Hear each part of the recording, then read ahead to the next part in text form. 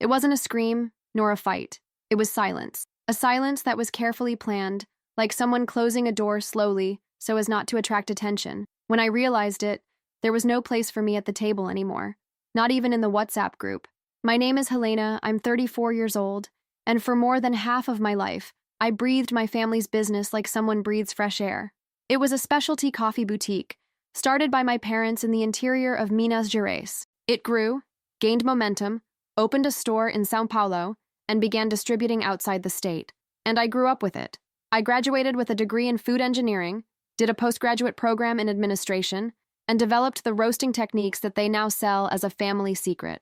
But no one says my name. They never do. Family, in our case, is a word used in quotation marks. My father has always been the face, my mother, the invisible hand. My two brothers joined the business later, after years of living in other countries, and were welcomed back like heroes returning to the kingdom. I was already there.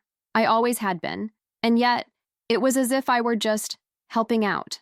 There wasn't a specific moment when they took me out. It was a series of small exclusions that, together, formed an abyss. Meetings that changed times without telling me. Decisions made at family gatherings I wasn't invited to. Changes in the company's branding without consulting those who created its visual identity. I found myself gradually being erased from the history I helped build.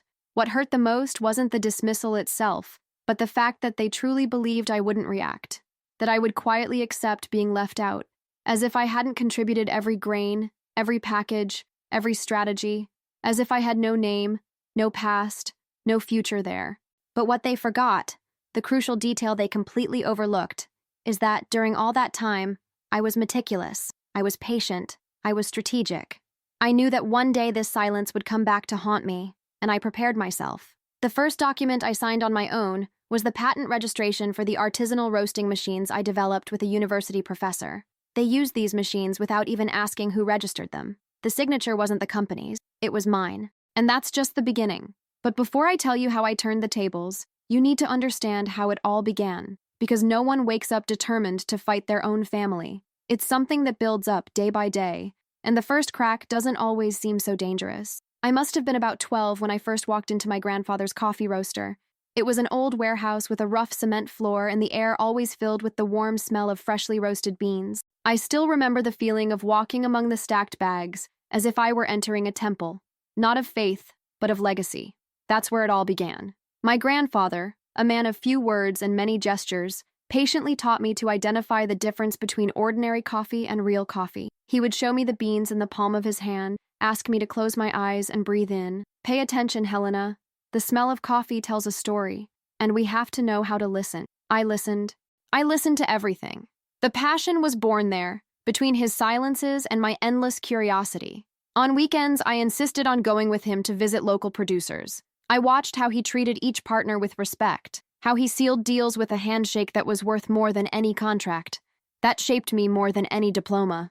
As a teenager, I started writing everything down. I made notebooks, drew diagrams of processes, sketched packaging ideas, even drafted names for a new line of specialty coffees. When I went to business school, no one was surprised. Helena is going to run the family business, they said, and I believed it with all my heart. It was during this phase that my cousin Marcelo entered the picture.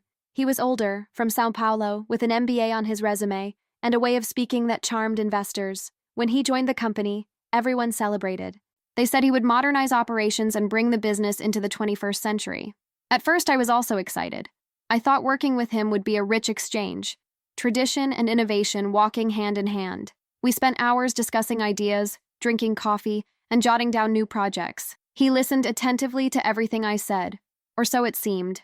But soon the first rumblings began. Small, almost imperceptible. My ideas began to appear in his presentations without my name attached. Small corrections to the words I used in meetings. "Let me explain it better," he would say, taking the lead as if to help, but gradually pushing me back. My father thought everything was great. "You and Marcelo are the future of our name," he would say.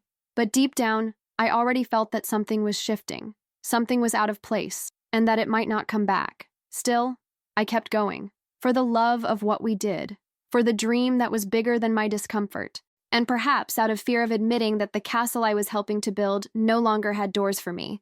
That's how it all started, with the smell of coffee, sweet promises, and the silent poison of exclusion dressed up as partnership. It was slow. No one came up to me and said, "You're no longer welcome here." No, it would have been easier if it had been like that. More honest. What they did was more subtle, more cruel.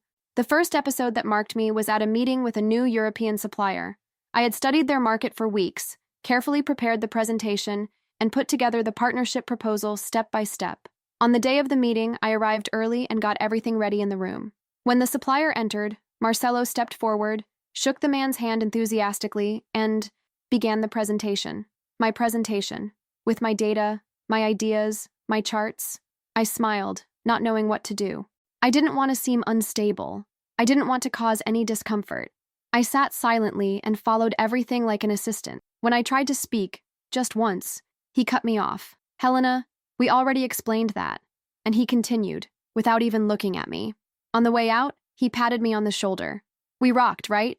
Our teamwork is great." My blood boiled, but I didn't say anything. Not yet. Other situations began to pile up.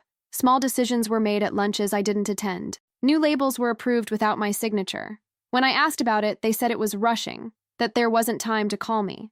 I started hearing phrases like, "Helena seems a little disconnected. She's more dedicated to the craft. She's not as flexible with the market." But what really hurt was my father's look. Not contempt, but omission. He saw it. He knew. But he preferred not to get involved. "You two need to work it out," he would say, as if it were a little quarrel between cousins, as if I weren't being systematically erased from the history I helped build. The last straw came at an international trade show. We were at the brand's booth, our booth, the result of years of collective work, and I realized that all the promotional materials were signed by Marcelo. All of them. Not a single mention of my name, no photos of me. No text talking about my contribution to the specialty coffee project, which I designed from scratch. I asked one of the marketing assistants why. She looked embarrassed. "Oh, Helena, I just followed instructions. They came straight from Marcelo." That night, I closed the door to my hotel room and cried silently. It wasn't just about ego. It was about belonging. It was about dignity. About the suffocating feeling of being treated as invisible within what had been my reason for existing for years. But I kept going. I clung to the little I was still allowed to touch. To the selection of beans, to conversations with small producers, to the ideas I could still develop on the outside, as if I were playing at being useful in a world that no longer wanted me there. That's how they started to push me away. Not with violence, with silence, with absence, with that delicacy that hurts more than screams, the devaluation disguised as professionalism. And the worst part? I was still trying to fit in. I still thought that if I tried a little harder, if I was lighter, more flexible, maybe they would see me again. But they didn't want to see me. They wanted me to get used to not existing. It was like a fog that creeps up on you. No one notices the exact moment it takes over, until you can no longer see your own reflection. That's how I felt in the years that followed. With each new meeting, each new project, I was left a little more on the sidelines. At first, I convinced myself that it was just a phase, a restructuring. I told myself that it was natural for roles to change, that I needed to make room for others to grow. But little by little, I realized that this making room was actually being pushed out. Important decisions started happening without me. When I asked something, they would say, "We already took care of that yesterday, Helena. You were busy with other things." The truth is that no one bothered to call me anymore. My opinion, once so sought after, was now treated as an inconvenience.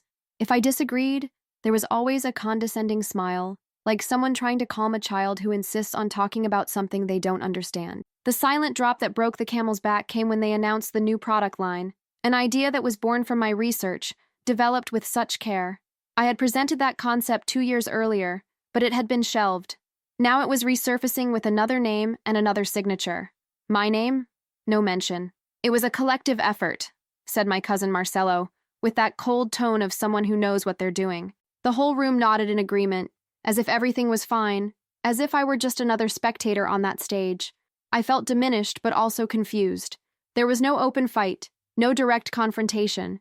It was all subtle, even overly polite, but the violence was there, in that forced silence, in the way I was constantly forgotten, or rather, erased. I began to wonder if I was overreacting. Maybe I really had become outdated.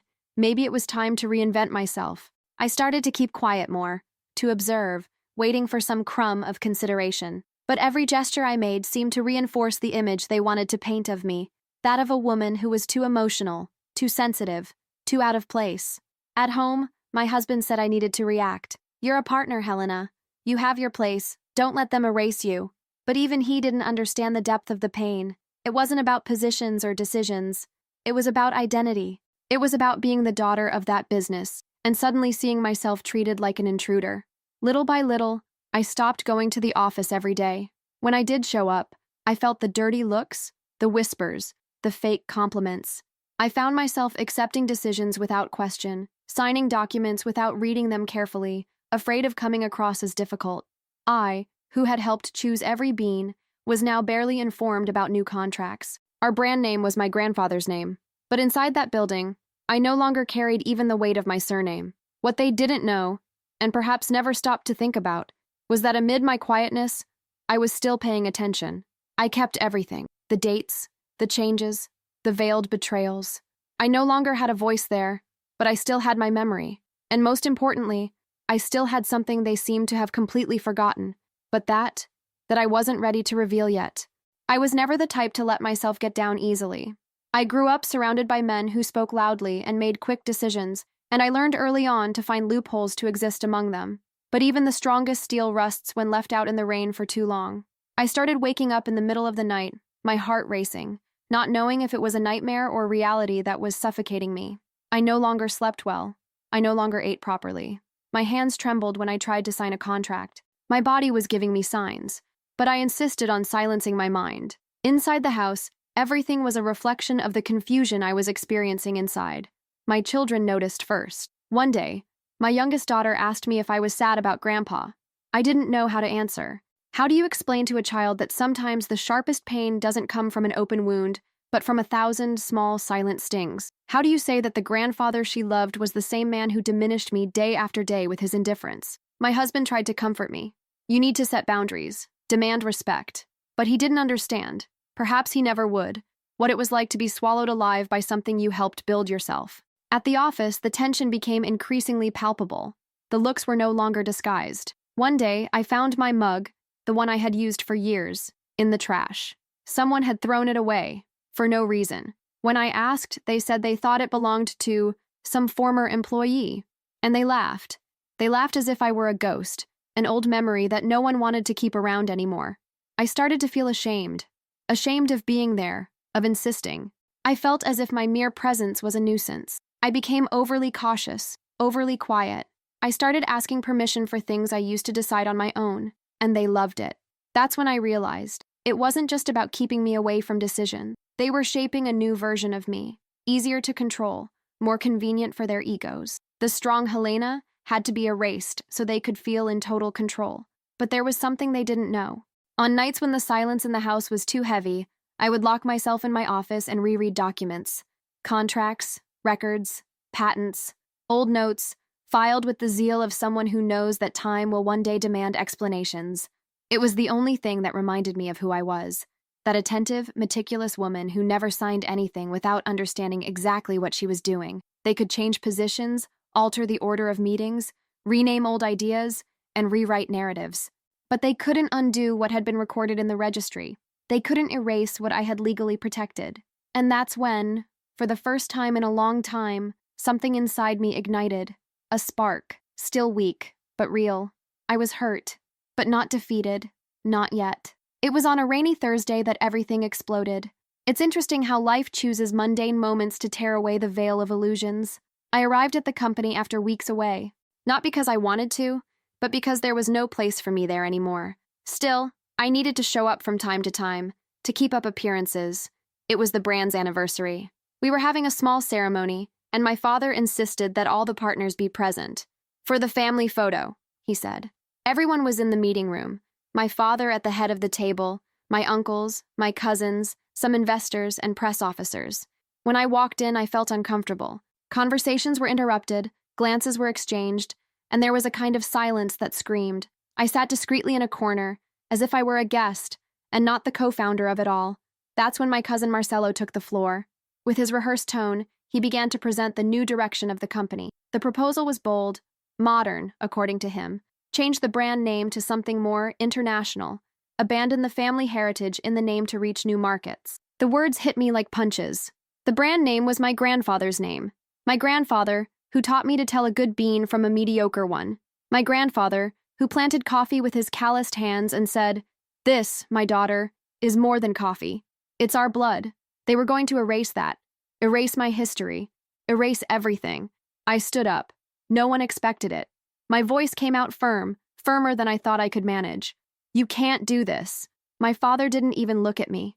Marcelo laughed. "Helena, with all due respect, you no longer have a say in this kind of decision. This has already been agreed with the shareholders." That's when everything inside me broke. Years of silence, erasure, contempt, years of swallowing my pride and trying to seem reasonable. I wasn't going to swallow anything anymore. "Actually, Marcelo," I said with the calmness of someone who had nothing left to lose, "you've forgotten something fundamental. The brand, the name, the registered identity, they're all in my name." Silence. For a second, no one understood, until my father spoke dryly. "What do you mean?" "When we registered the brand back in the beginning, I made sure to protect the rights. I owned the original idea, the concept, the name. I did it as a precaution, and I never transferred that ownership. It's all documented, notarized, legally valid." Marcelo turned pale.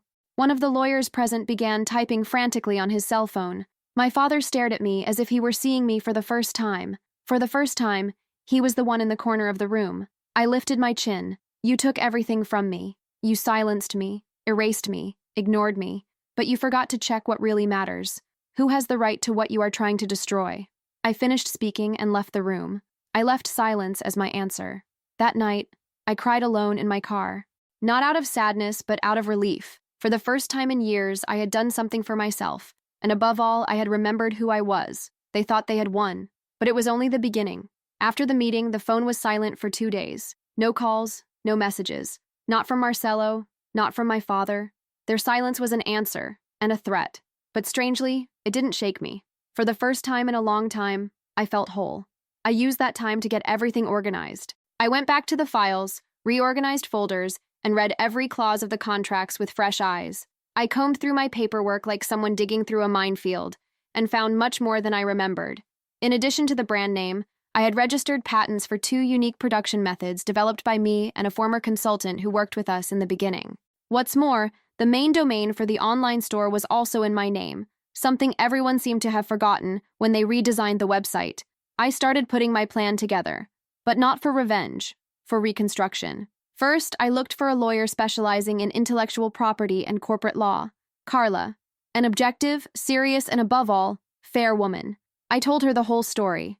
She listened quietly, asked precise questions, and requested documents. When she finished analyzing everything, she said something that gave me strength. "You are protected, more than you think, and you are more in control than they realize." The following week, I requested an independent audit of the company's intangible assets. This caused quite a stir. Marcelo tried to stop it, and my father tried to convince me to give up. "This will only hurt everyone, daughter. Why do this now?" "Because now is the right time," I replied. "And because you taught me to fight with elegance, but also with determination." I started talking to former business partners. I told them part of what was happening, cautiously, without sensationalism. I received support from people I thought had forgotten me. Some suppliers confided that they were also dissatisfied with the new direction. I listened carefully. I heard everything. I kept everything. At home, things started to change too. My children noticed the difference. "Are you happier, Mom?" my daughter asked. I replied with a smile. I wasn't happy yet, but I was steadfast, and that was a start. I went back to the office, not theirs, but mine. I rented a small room in a nearby building. I put my notes, coffee samples, my old recipe book, and the smell of hope in the air there. It was small, but it was mine. There, in that room with white walls and large windows, the new Helena was born. The one who knew her worth, the one who no longer asked for permission, the one who was willing to rebuild, even from scratch, the legacy that others had tried to erase. I knew the final confrontation was coming, but this time, I would be ready. The invitation to the extraordinary meeting arrived by email, with an overly formal, almost impersonal tone. Subject: reorganization of the company's strategic and structural guidelines. Translation: they were going to try to deliver the final blow. The meeting was scheduled for a Saturday morning, something symbolic perhaps, a day that, for us, had always been reserved for family, now used as a battlefield. But I went, steady, with Carla by my side and a red folder under my arm.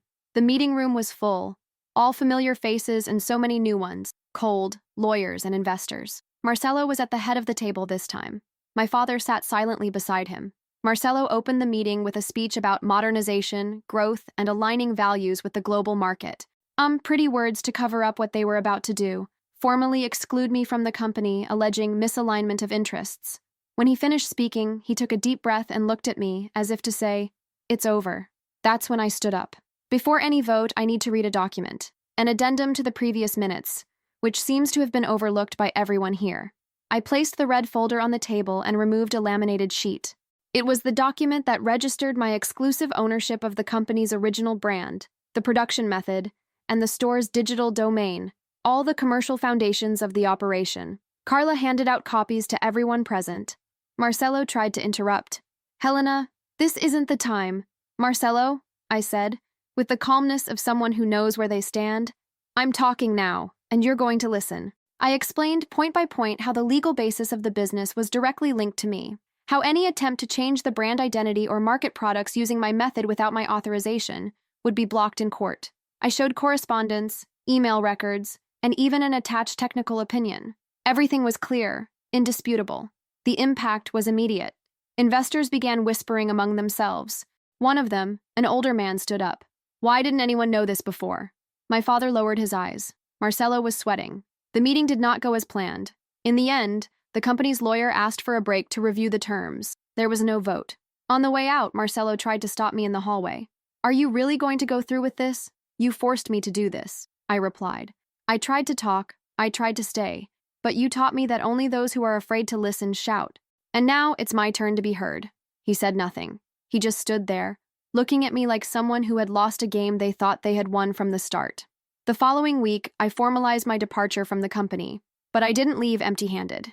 I left with the name, with the method, with the legal right to continue with the essence of the business, and something even more valuable, my freedom. I announced the launch of a new brand with the same DNA as the original, but with my name, Helena Costa, Origin Coffee. The reception was immediate and powerful. Old partners sought me out. Customers who trusted me migrated with me, because in the end, they knew who was behind the quality. They took me out of the family business, but they forgot one crucial detail. I was its soul. I opened my coffee shop a year later.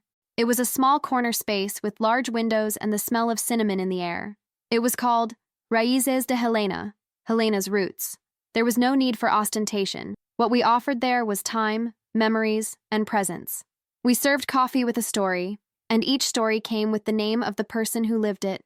My children cut the ribbon at the opening. My husband prepared the first cheese breads, and I trembled as I served the first espresso, not out of fear, but out of respect. With every drop that fell into that cup, I felt my body recover everything that had been stolen from me. My voice, my presence, my identity.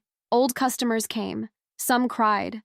One lady held my hand and said, "Your coffee tastes like a hug." I smiled, my eyes moist. That was it. I wanted to offer a space where people could remember who they are, even when the world tries to make them forget. The brand grew quickly. No fanfare, no million-dollar advertising campaign. It grew because it was real. Because people can feel when something is done with soul. And mine was right there.